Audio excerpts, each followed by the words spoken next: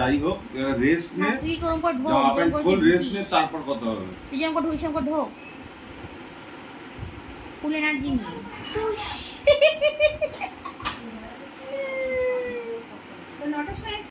নমস্কার সকলকে, কেমন আছো সবাই? তোমাদের সকলকে ওয়েলকাম আমার একটা ডেইলি ব্লগসে। তো চলো একসাথে গঙ্গা পার করতে করতে গল্প হয়ে যাক। তো চলো আজকে তোমাদেরকে একটু অন্যভাবে বাতকুলা নিয়ে যাই। এটা একটা স্টেশন, বুঝতেই পারছো, আর এটা ছিল কাঁচরাপাড়া স্টেশন।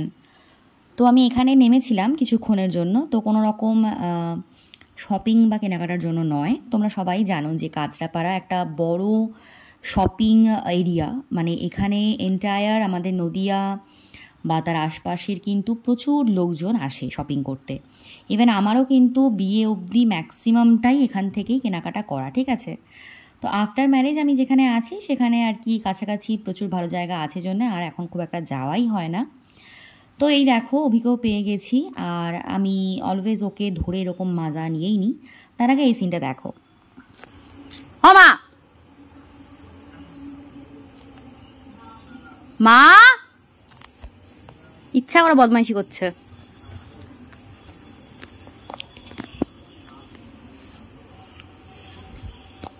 আরে গরম লাগছে তো, খোলো।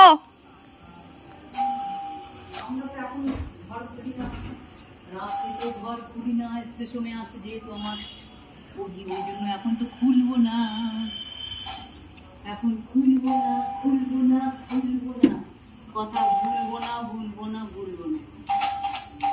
এরকম বদমাইশ দেখ, এরকম বদমাইশ মানুষ পৃথিবীতে আছে। দেখতেই তো পাচ্ছ সামনে মূর্তিমান। এইরকম বদমাইশ আমি আগে দেখিনি।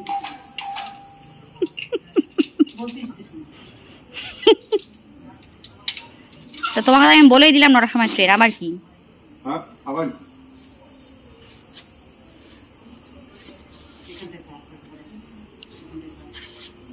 পিকা বললো যে কোথা থেকে কতগুলো খালি আসবে, ওরা সব পা ধোয়াবে, পা ধুয়ে তুলবে।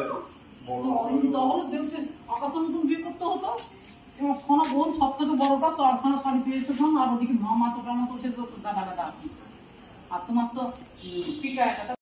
তো এই সিনের পর আমি আমার মাজার মজা নিচ্ছিলাম, কারণ এবার আমার মা আর তার জামাই অনেক রকম বকবক করবে, আর সেখানে আমার ঢোকা মানে বেকার টাইম নষ্ট করা। সো এই রকমের মাজা বা ফ্রুটি খেতে আমার কিন্তু খুব ভালো লাগে, মানে আমার মোস্ট ফেভারিট। আর এরই মধ্যে রাতের বেলা আরও একটা স্পেশাল মানুষের এন্ট্রি হয়ে গেছে, এটাও একটু তোমরা দেখে নাও।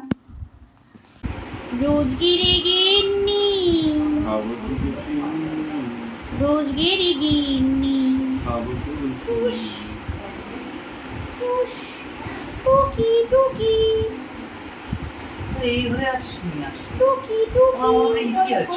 নতুন চশমা নিয়েছিস? কবে? তুই আমি এরকম করে ভাবলাম তুই সেরকম করে ঢুকি না, তোর মুখের কি অবস্থা? আমার এখান থেকে খারাপ ছিল। যাই হোক রেস্ট নে, তুই এরকম করে ঢোক, জামা প্যান্ট খোল, রেস্ট নে, তারপর কথা হবে। তুই যেমন করে ঢুইস করে ঢোক, খুলে না দিনি।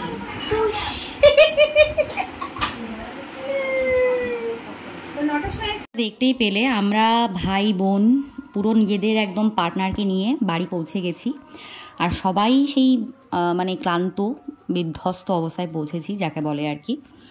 সো এবার রাতে খাওয়া দাওয়া দেখিয়ে দিলাম কি ছিল, আর এটা ছিল স্ট্রেট পরের দিন সকালবেলা জামাই ষষ্ঠীর সকাল। ওকে, তো আমাদের বেসিক্যালি মানে আমার বাপের বাড়িতে এভাবে আলাদা কিছু নেই জামাই ষষ্ঠী নিয়ে, বাট তবু আমরা সবাই এক জায়গায় হই এই দিনটাতে, যাতে একটু সবাই একসাথে সময় কাটাতে পারি। তো এই জন্য আমারও না আলাদা করার ক্রেজ নেই যে সেই রেডি শেডি হয়ে ভিডিও করব, বাট ভেবেছিলাম এবার করব, বাট ওই যে কুড়িয়ে মানুষের দ্বারা কি আর এইসব হয়। তো ওরা জামাইরা ওরা মানে আমার ভাই শ্বশুরবাড়ির জন্য আর আমার বরের শ্বশুরবাড়ির জন্য কেনাকাটা করে চলে এসেছে। সকালবেলা এই খাবারটা ছিল, আর এরপরে না আমি ভিডিও করতে জাস্ট ভুলে গেছি। সো এইটুকুই আমার কাছে ক্লিপস ছিল জামাই ষষ্ঠীর সকালের। সো আর কি করা যাবে, যাই হোক দেখা হচ্ছে নেক্সট ভিডিওতে। ততক্ষণ সবাই ভালো থেকো, সুস্থ থেকো, আর অনেক অনেক সাপোর্ট করো। তো চলো টাটা, টেক কেয়ার।